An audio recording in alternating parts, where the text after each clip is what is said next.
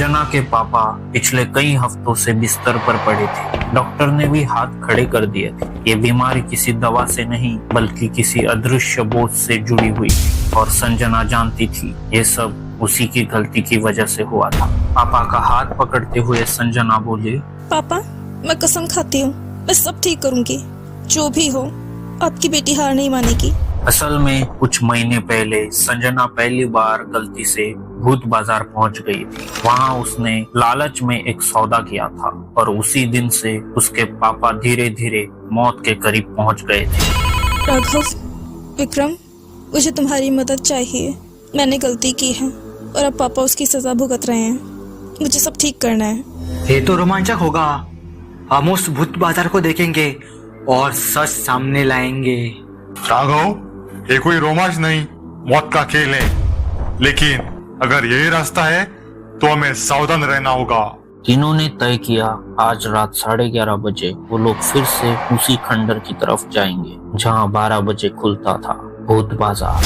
रात 11:30 बजे खंडर सुनसान पड़ा था। टूटी दीवारें, जंगली पेड़ और अजीब सी खामोशी। देखो सब सामान्य है, शायद मैं गलत थी। नहीं, बस आधी रात का इंतजार करो। और फिर अचानक सब बदल गया। खंडर के पीछे फैल गई नीली हरी रोशनी, हवा में चीखें गूंजने लगी और देखते ही देखते उनके सामने खड़ा हो गया वही भूत बाजार। बिना सिर वाले दुकानदार चीखों से भरे खड़े बेच रहे। एक औरत बोतल में इंसानी यादें भर रही और बीच में बैठा था वही दुकानदार जिसने कभी संजना से सौदा किया था। एक डरावनी हंसी के साथ दुकानदार बोला, आ गई वापस। तुम्हारे पापा को मौत के दरवाजे पर भेजने के बाद भी चैन नहीं मिला तुम्हें। इस आवाज से संजना थोड़ी डर गई, लेकिन सच्चाई जानने के लिए उसने दुकानदार से पूछा, मेरे पापा को सजा क्यों मिली? गलती तो मेरी थी ना? गलती तुम्हारी थी, लेकिन कीमत हमेशा अपने सबसे प्रिय इंसान को देनी पड़ती है। यही नियम है भूत बाजार का। संजना की आंखों में आंसू आ गए। तभी राघव ने जोर से कहा, तो हम ये नियम तोड़ेंगे। हम तुम्हारा सौदा वापस करेंगे। सौदा वापस करना चाहते हो तो तीनों को चुनौतियों से गुजरना होगा।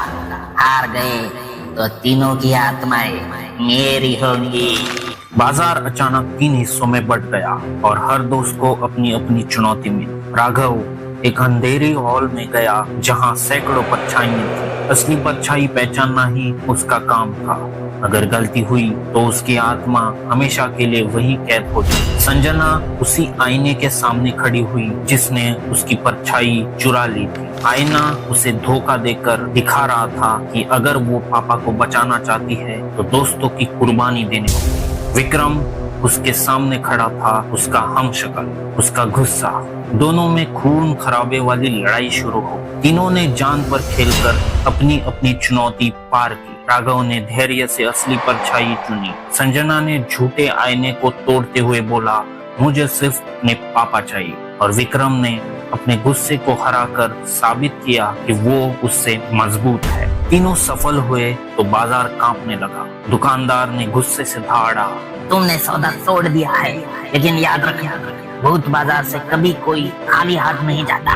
और अचानक सब अंधेरे में खो गया। जब उन्होंने आंखें खोली तो वो वापस उस खंडर के बाहर खड़े थे। संजना दौड़कर घर पहुंची और देखा कि उसके पापा धीरे धीरे ठीक हो रहे थे। लेकिन कहानी यहीं खत्म नहीं हुई।